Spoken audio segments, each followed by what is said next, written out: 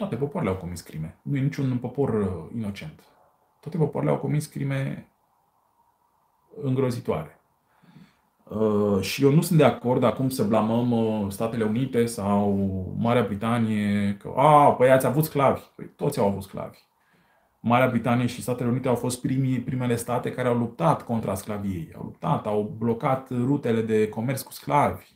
Au dus lupte intense împotriva stăpânilor de sclavi din Africa, împotriva piraților, da, în secolul XIX. Care este meritul lumii libere și lumii anglo-saxone și modernității?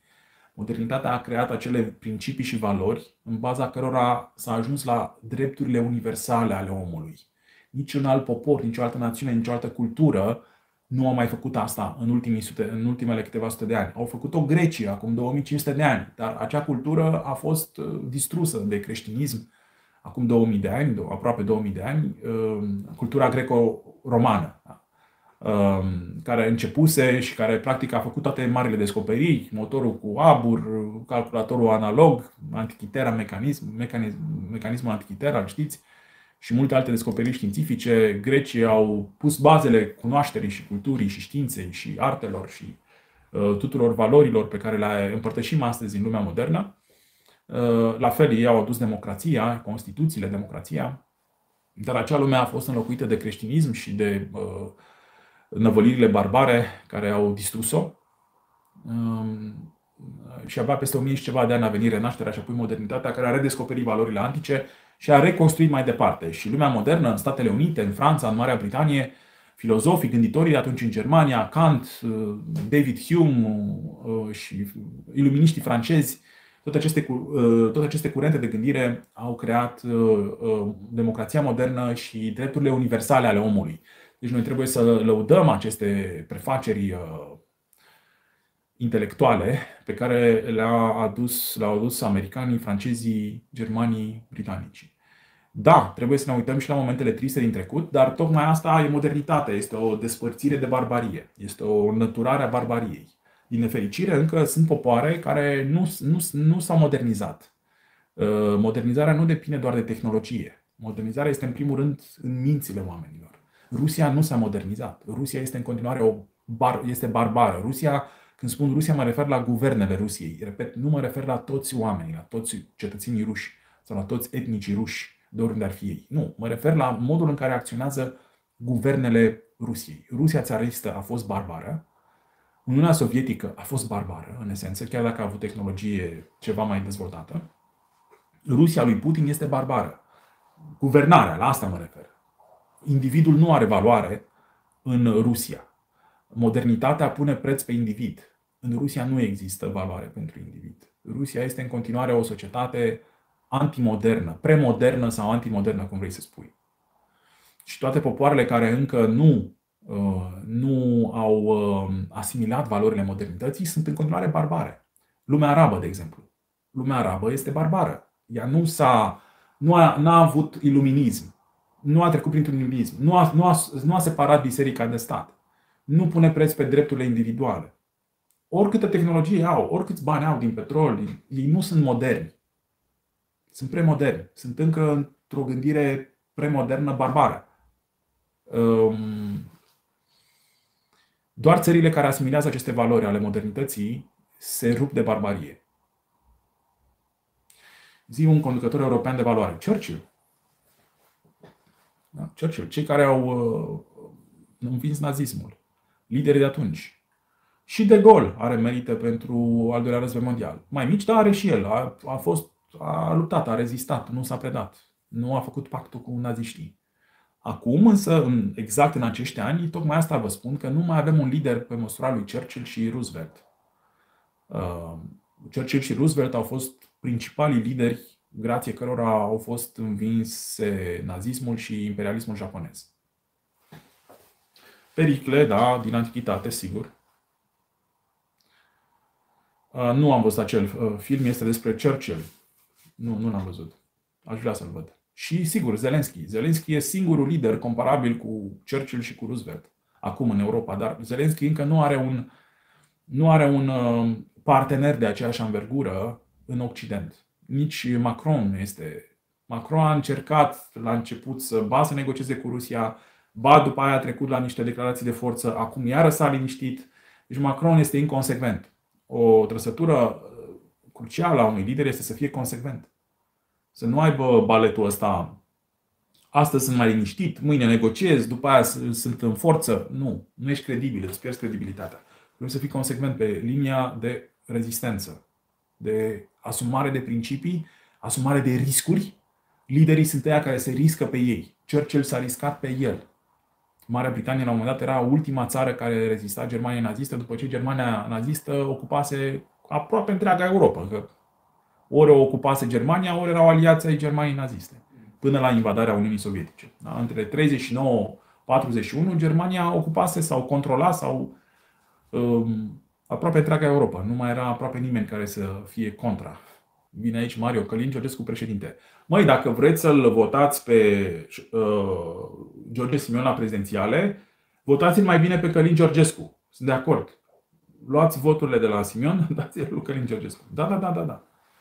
Dar știți de ce spun asta, da? Pentru că o finală prezidențială Ciolacu-Simion ar fi cea mai proastă variantă pentru România. Ar fi un dezastru pentru România. Ar semăna foarte mult cu Iliescu-Vadim din anul 2000. Da? Când lumea a trebuit să iasă să-l voteze pe Iliescu pentru a nu ieși Vadim, extremistul Vadim președinte. Așadar, da, cei care vreți să-l votați pe George Simion, nu-l mai votați pe George Simion, votați-l pe Călin Georgescu. E mai bine. Pe cine susține Statele Unite la președinția României? Nu există așa ceva. Nu există. Sigur că mulți oameni se gândesc: doamne, americanii vin să pune ei președinte în România. Nu se întâmplă așa. E doar o teorie a conspirației. Noi, românii, vom decide cine va fi președintele. Prin vot. Bun, rău, va fi votul românesc. Sper să nu fie fraude. Eu nu-mi doresc să iasă Ciolacu. Simion ar fi o nenorocire. De ce îmi doresc un alt președinte decât Ciolacu și Simion? Nu sunt încântat de niciunul dintre principalii candidați. Principalii, mă refer la cei care au, să zicem, peste 10% și care ar avea șanse să intre în turul 2. Da? Ar fi cam 5 astfel de candidați: Ciolacu, Simion, Joană, Lasconi, Ciucă. Cei mai răi sunt, în ordinea maleficităților, sunt George Simion, care e omul Putin, clar. Al doilea cel mai rău este Ciolacu. După aia, între Joană, Lasconi și Ciucă, după părerea mea, va trebui votat pragmatic. În ultima săptămână poate reușim să ne lămurim care dintre acești 3 candidați, care pot fi criticați din multe puncte de vedere, și Mircea Joană, și Elena Lasconi, și Nicolae Ciucă, care dintre acești 3 candidați ar avea o șansă reală să intre în turul 2 pentru a-l învinge pe Ciolacu. Și după părerea mea, înțelept ar fi să votăm pe unul dintre acești 3, dacă unul dintre acești 3 chiar are șanse să intre în turul 2, adică să ia mai mult decât Simion. Turul 1, de fapt, va stabili președintele României, nu turul 2. Turul 1 în situația bună. De fapt, nu. Turul 1 va stabili președintele, în oricare dintre situații. Deci turul 1, de fapt, stabilește președintele. Pentru că dacă va intra Ciolacu în turul 2 cu Simion, atunci va câștiga clar Ciolacu. Cei care candidează, știind că n-au șanse, o fac doar să vândă votul vostru celor din turul 2. Sau să împiedice pe alții care ar avea șanse să intre în turul 1, dar le iau voturi ca să se ajungă la scenariul Ciolacu-Simion. Deci e și varianta asta. Așadar, Ioan Raul întreabă: credeți în sondaje? Nu am o credință în sondaje, dar mă uit la trenduri întinse pe mai multe luni de zile. Nu mă uit doar la un sondaj și zic: uite, măi, dacă sondajul ăsta arată asta, nu. Mă uit la trenduri, la mai multe sondaje, și dacă te uiți la mai multe, ai putea să-ți faci o imagine, dar nu ai cum să fii sigur. Adică tot votul poate să difere foarte mult de toate sondajele care se fac. Chiar și în America acum s-au făcut sondaje, da? Sondajele îi dădeau pe Trump și Kamala Harris foarte apropiați. Ei bine, realitatea a fost că Trump a avut și cu niște milioane de voturi, a câștigat și votul popular. Nu numai că a câștigat toate statele alea swing, și a avut și cu parcă vreo 6 milioane de voturi în plus, dacă am reținut bine, 6-7, oricum, multe milioane a avut o victorie categorică. În sondaje asta nu apărea, din mai multe motive. Nu că erau sondajele făcute intenționat sau nu. Unii oameni nu spun exact cu cine votează. Sigur, se poate și umbla la sondaje, pot fi și contrafăcute ca să dea sentimentul, uite că ăsta e câștigătorul sau ăsta intră în turul 2, votați-l că sigur intră în turul 2. Da, dar ăștia care fac asta își fură căciula, de fapt, pentru că realitatea va fi diferită. Sondajele nu pot influența chiar foarte mult, după părerea mea. Însă, dacă ne uităm la mai multe sondaje, de la mai multe case de sondare, sau dacă avem și noi un feeling, pentru că până la urmă nu poți să ai o certitudine, chiar nu poți să ai o certitudine. Nu poți să știi exact cine intră în turul 2. Asta o să aflăm după ce se încheie procesul de vot și după ce se numără, atunci o să aflăm cine intră în turul 2. Până atunci o să fie niște semne de întrebare. Intră Ciolacu și Simion, intră Ciolacu și Joana, intră Ciolacu și Slasconi, intră Ciolacu și Ciucă. După părerea mea, așa cum simt eu acum lucrurile, cei care au cele mai mari șanse în afară de Simion să intre în turul 2 ar fi Joana și Lasconi, nu Ciucă. Dar și Joana a mai făcut și el niște gafe. Lasconi nu a reușit să crească suficient de mult. Da? Pentru că ar trebui să se ducă Lasconi spre 20% ca să intre sigur ca să intre în turul 2. Cei doi candidați care vor intra în turul 2 vor avea în jurul a 20% sau peste. Da? Că nu intri în turul 2 cu 10%. Intri în turul 2 cu minim 15%, dacă nu chiar spre 20%. Acestea sunt cele mai echilibrate alegeri la prezidențiale de până acum. Până acum, la fiecare alegeri prezidențiale, aveam clar doi mari candidați care sigur intrau în turul 2. Acum este prima dată când sunt 5 candidați care ar putea intra în turul 2. Sau care au, cel puțin deocamdată, din ce arată sondajele, au șanse. Asta nu s-a mai întâmplat. Și de asta vă spun, sunt mari semne de întrebare. Nu putem ști. Nu putem ști cine va fi. Nu putem ști acum cine va fi în turul 2. Eu mă voi hotărî în ultima săptămână. Și voi spune public cu cine voi vota. O să facem live-uri atunci, o să spun și o să argumentez. Motivul pentru care voi vota un candidat, altul decât George Simion, care ar avea șansa să intre în turul 2 și să-l bată pe Ciolacu. Deci nu votez candidați din ăștia care sunt la 5%, 3%, 7%. Nu. Voi vota util. Voturile care se dau pentru candidații care au procentaje mici și care nu au șanse sunt voturi pierdute și nu sunt doar pierdute în sensul că se irosesc în neant, și de fapt ajută la scenariul Ciolacu-Simion în turul 2, care este cel mai rău scenariu pentru România. Ion Raul întreabă cum am ajuns de la Ion Rațiu și Radu Câmpeanu la Ciolacu și Simion. Păi asta generează poporul român acum, în acești ani. Poporul român nu e în stare să genereze alți candidați. Este problema noastră, de națiune, de popor. De ce permitem ca la nivele înalte în politică să ajungă astfel de mediocri și astfel de populiști? De ce? De ce poporul român nu generează... Dar uitați-vă că și în America e și Trump, care este chintesența populismului. Este o criză de lideri acum în Occident. În lumea democratică este o criză de lideri. Asta poate să ruineze democrațiile, asta ne poate duce spre haos. Dar mesajul meu către voi nu este unul de... Eu vreau să transmit, de fapt, să ne mobilizăm. În acești ani vom avea de luptă pentru a apăra și salva și prezerva valorile cele mai importante ale lumii libere. Democrația, libertatea individuală, anumite valori morale. Că vedeți, Trump nu are niciun fel de valori morale. Putin nu mai vorbim. Da, ăla deja, Putin oricum e dictator. Dar problema este că în America, acum la putere, este un individ fără valori morale. Da, și Visigot scrie în mod ironic că pentru unii religia e mai importantă ca educația. Ceea ce, evident, este o mare nenorocire și pentru România. România a investit în religie, nu a investit în educație după 1989. Copiii au fost îndoctrinați în școli. Nu au fost educați etic în școli. Nu se studiază etica lui Aristotel, etica nicomahică, nu se studiază în școli. Dar se studiază îndoctrinarea, de fapt copiii sunt îndoctrinați religios. Religia nu te face mai moral. Nu de religie depinde moralitatea oamenilor. Observați că în țările cu un nivel foarte ridicat de religiozitate, clamată cel puțin, acolo e cea mai mare violență și cea mai mare sărăcie. În țările în care nu e chiar așa mare religiozitate și statul e clar separat de biserică și religia nu este așa înfățișată în spațiu public des, acolo e cea mai mare prosperitate și cea mai mare educație. Și eu am scris această carte, Manifest împotriva becalizării României, în 2007. în care criticam, nu doar pe Becali îl criticam aici, ci criticam niște fenomene, niște probleme pe care societatea românească le avea în ansamblul ei.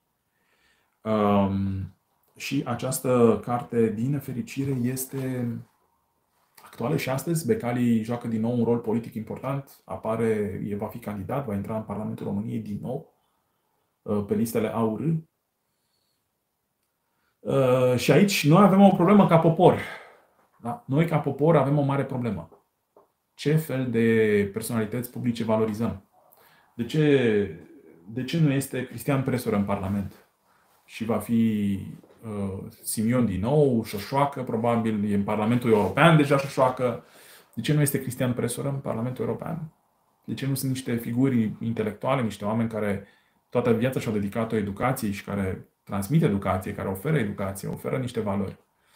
De ce românii aleg grobieni, mistici, populiști, extremiști? De ce românii se lasă mințiți și le place să fie mințiți? Păi uitați-vă că și americanii s-au lăsat mințiți de Trump. 80% din ce spune Trump sunt fake news-uri. Sunt fake news-uri, minciuni, gogomănii incredibile. Aia cu pisicile mâncate de imigranți, ați văzut-o, da? O minciună grosolană. Păi numai pentru o astfel de minciună, cei care ar fi vrut să-l voteze ar fi trebuit să spună: eu nu te mai votez, măi, vii cu minciuni din asta, vrei să mă păcălești cu asemenea minciuni grosiere? Da? Dar oamenii, în loc să sancționeze populiștii și extremiștii, îi votează. Pentru că și în Statele Unite este o problemă cu educația. Și acolo spiritul critic este în suferință. Nu e suficient de cultivat. Și americanii au milioane și milioane de oameni care se comportă și gândesc irațional. De fapt, eu aș spune că toți sau aproape toți cei care au votat cu Trump au votat în baza unor impulsuri iraționale. Ei nu și-au folosit rațiunea. Dacă și-au folosit rațiunea, ar fi votat contra lui Trump. Kamala Harris poate fi și ea criticată, nici ea nu era o strălucire, dar la Kamala Harris poți găsi niște argumente de bun simț pentru a o vota. Da? Kamala Harris e mai echilibrată, este un om, a fost procuroare, este un om moral, da? În timp ce Trump este total imoral și în viața personală, și în spațiu public, și în discursuri, propagă ura, minciunile, nu are niciun respect pentru adevăr. Așadar, jumătate din America este total irațională și total manipulabilă de către populiști.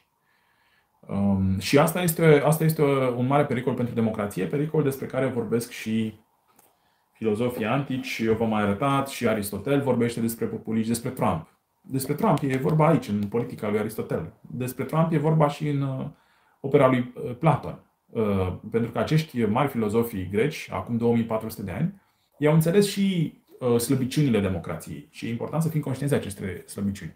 Democrația nu poate funcționa și nu poate prospera decât dacă are cetățeni educați. Dacă nu are cetățeni educați, o democrație se poate ruina și se poate transforma în tiranie. Și asta o spune Aristotel. Atenție, din democrația se poate transforma în tiranie. Pentru că democrația este un construct ideatic rațional. Este un construct ideatic care se bazează pe niște valori. Oamenii, în absența democrației, în mod natural, se duc spre tiranie. Adică ei vor să aibă un șef care să comande ăla și restul să urmeze orbește. Și asta a fost întreaga istoria umanității. Istoria umanității este o istorie a tiraniei. Democrația este o excepție pe care o vedem în Antichitatea greacă, pentru că acești oameni au fost primii oameni raționali din lume, primii oameni care au reușit să transforme societatea lor dintr-una tribalistă într-o democrație rațională. Grecii au făcut asta. După aceea, romanii au preluat o mare parte a principiilor grecești în Republica Romană. După care această lume s-a stins. Și am vorbit mai devreme de ce, nu mai reiau acum. Au fost redescoperite aceste principii raționale odată cu Renașterea și cu perioada modernă. Da? Renașterea e cam secolul, cam de pe la 1500, să zicem, 1400-500. Au fost și în secolele precedente niște începuturi, dar hai să zicem Renașterea, înflorirea Renașterii e pe la 1500, Leonardo, Michelangelo, Erasmus, 1500 și ceva. Iar apoi epoca modernă care din nou reinstituie, reteoretizează democrația, o pune din nou pe niște piloni doctrinari foarte clar definiți. Și avem Revoluția Americană, Revoluția Franceză și apoi democratizarea din secolul XIX-20. a tot mai multor țări. Dar democrația este o construcție rațională. E o construcție ideatică rațională. Dacă dai această construcție ideatică în mâinile unor iraționali, populiști, lipsiți de valori morale, lipsiți de judecată rațională, ei se vor juca cu această construcție și o vor strica. Nu au cum altfel. Ei nu o înțeleg. Ei nu o asimilează. Nici populiștii, nici cei care stau cu gura căscată să se lase mințiți de populiști. Ăsta e pericolul acum în Statele Unite. Că un populist ca Trump, care nu e un democrat în esența lui, el se preface că e democrat, în realitate nu este. El respinge, de fapt, prin discursul lui, prin atitudinea lui, toate marile valori democratice. El este ostil valorilor democratice. Este un adversar al valorilor democratice. Trump. Și toți cei care l-au votat pe Trump s-au lăsat păcăliți de minciunile frumoase sau stupide sau aberante ale acestuia. Și unii mai ziceau, nu, că de fapt e despre economie. Nu e despre nicio economie. Nu poți să aduci argumentul economiei pentru a distruge democrația și a o transforma în tiranie. Argumentul economiei l-a avut și Hitler. Știți că Hitler a crescut enorm economia germană de când a ajuns la putere? Dacă zicem nu că să fie o economie prosperă, păi nu e suficient. Adică ăsta nu este un argument ca să distrugi democrația că o să fie o economie mai bună. Nu merge așa. Adică un democrat nu gândește așa. Doar unul care nu este atașat valorilor democratice gândește așa. Dar asta poate să transforme o societate democratică într-una barbară, dar mai dezvoltată tehnologic. Regimul nazist a fost un regim barbar. Chiar dacă avea o economie prosperă, cea mai puternică economie a Europei în acei ani, și cea mai puternică tehnologie a Europei în acei ani, și cea mai puternică armată în acei ani, și cea mai rapidă prosperitate în acei ani, în anii 30. După 33, să spunem, 33-39, în anii ăia, care au precedat al doilea război mondial. Deci, e foarte important să avem o înțelegere conceptuală asupra lucrurilor despre care discutăm și asupra mizelor care sunt în joc. În joc sunt libertățile voastre. În joc este viitorul vostru și al copiilor voștri. Vreți libertate? Vreți democrație? Atunci va trebui să luptăm, să rezistăm acestor alunecări. Pentru că aceste alunecări de la democrație spre populism și poate spre tiranie ar putea fi un episod temporar care poate fi îndreptat mai încolo, pentru că în democrație apar crize. Dar democrațiile rezistă la crize. Tiraniile nu rezistă la crize. De asta vedem multe regimuri dictatoriale că se prăbușesc în sânge, în violențe, în asasinate, în lovituri de stat. Tiraniile, dictaturile sunt vulnerabile la crize. E greu să se adapteze la crize. Democrațiile se adaptează la crize mai ușor. Așadar, din acești ani, cu pandemie, cu război în Ucraina, cu război în Israel, în Orientul Mijlociu, între Iran și Israel, că de fapt ăsta e război, atenție, război este între Iran și Israel. Hamas, Hezbollah sunt prelungirile Iranului. Toate aceste crize la nivel internațional, pandemia, crize economice, că o să fie crize economice. Acum în Germania, vedeți ce se întâmplă, cade guvernul, Volkswagen închide 3 fabrici în Germania, o să fie greu, o să fie ani grei. Ei bine, în acești ani, noi va trebui să rezistăm în jurul acestor valori democratice. Pe asta trebuie să le apărăm, să ținem de ele, nu de oameni, nu trebuie să fim fanii unor oameni. Cei care nu au valori democratice devin fanii și fanatici ai unor oameni, că se cheamă Trump, că se cheamă George Simion sau alți populiști, Victor Orban.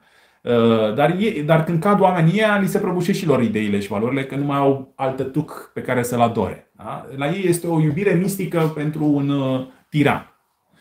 În timp ce noi, cei care avem valori democratice, suntem mult mai detașați, da? Nu investim în oameni, investim în valorile întruchipate de niște oameni. E o mare diferență. Și de asta, fie că avem sau nu lideri pe măsura acestor valori, trebuie să apărăm valorile. Chiar și în condiții foarte grele de criză. Așadar, poate vor fi niște ani mai dificili, cu niște situații nu foarte plăcute, din care însă democrațiile ar putea să iasă întărite, sau suntem într-adevăr pe o pantă care ne va duce în jos și țările noastre vor deveni tiranii în următorii ani sau în următoarele decenii, sau poate vom avea un război devastator regional sau global, european sau global. Rusia se va impune, America se va prăbuși și ea va colapsa interior și așa mai departe. Deci pot fi și scenarii din astea foarte sumbre care se ducă la sfârșitul democrației, așa cum a fost în lumea greco-romană, care la un moment dat s-a prăbușit sub Doi inamici au fost doi inamici au distrus lumea greco-romană. Invaziile barbare și creștinismul din interior. Creștinismul din interior și invaziile barbare din exterior. Noi acum avem invazii barbare: Rusia, China, Iran, Coreea de Nord și alți sateliți de lor. În interior avem ideologiile woke și avem populismele de dreapta și extremă dreapta și naționalismele și avem și ideologiile woke la stânga. Toți ăștia sunt dușmanii din interior, care subminează din interior democrația. Rămâne de văzut. Rezistăm în jurul valorilor liberal-democratice, centriste, care țin de universalitatea drepturilor omului și de pilonii esențiale ai democrației, sau cedăm acestor rătăciri ideologice care sunt extrema dreaptă și extrema stângă în diversele lor forme. Nu stau acum să le detaliez pe toate, le-am mai tot discutat cu alte prilejuri. Rezistăm invadatorilor, barbarilor externi, sau ne supunem lor și încercăm să negociem cu ei. Ceea ce ar fi fatal, că nu poți să negociezi cu barbarii, pe Hitler trebuie să-l învingi. Asta e nenorocirea. Altfel, Hitler nu se va opri niciodată și nu s-ar fi oprit niciodată. Ați văzut că Hitler nu s-a oprit niciodată. A mers și mai departe, și mai departe. A atacat și mai departe. Asta este un pattern de acțiune și de gândire al tiranilor și Putin este un Hitler al secolului 21. Nu e nicio diferență de esență între Putin și Hitler. Și de asta vă spun, urmează ani de luptă, ani grei pentru democrație. Va trebui să ne găsim liderii care sunt într-adevăr atașați acestor valori democratice, iar acești lideri să își asume riscuri personale pentru a lupta, pentru că va fi vorba de riscuri personale. Și de capacitatea de a se risca pe ei înșiși în fața unor pericole uriașe. Cum face Zelensky. Zelensky e prototipul acestui tip de lider de care avem nevoie, dar nu doar în Ucraina avem nevoie de acest tip de lideri, ci avem nevoie în România. Acum nu avem niciun lider de tip Zelensky în România. Toți sunt slabi și ori conservatori, ori slabi, ori și una și alta. Nici în Germania nu avem un Zelensky, nici în Marea Britanie nu avem un Zelensky. Macron a încercat și dacă se zbate așa un pic mai mult, începe să pară lider, dar și el e pe final, că nici el nu mai are mulți ani, mai are, cred că vreo 2 ani de putere, după care dispare și el. Iar Trump este inamicul democrației și al libertății. Este un tiran cu zâmbet de democrat. E un tiran care a luat puterea într-o democrație. Vom vedea dacă va distruge democrația și dacă își va perpetua regimul tiranic. Fie, cum zicea cineva, încercând să își mai adauge dreptul de a candida și de a avea noi mandate, fie perpetuând-o printr-un alt lider pe care îl va crește la sânul său toxic.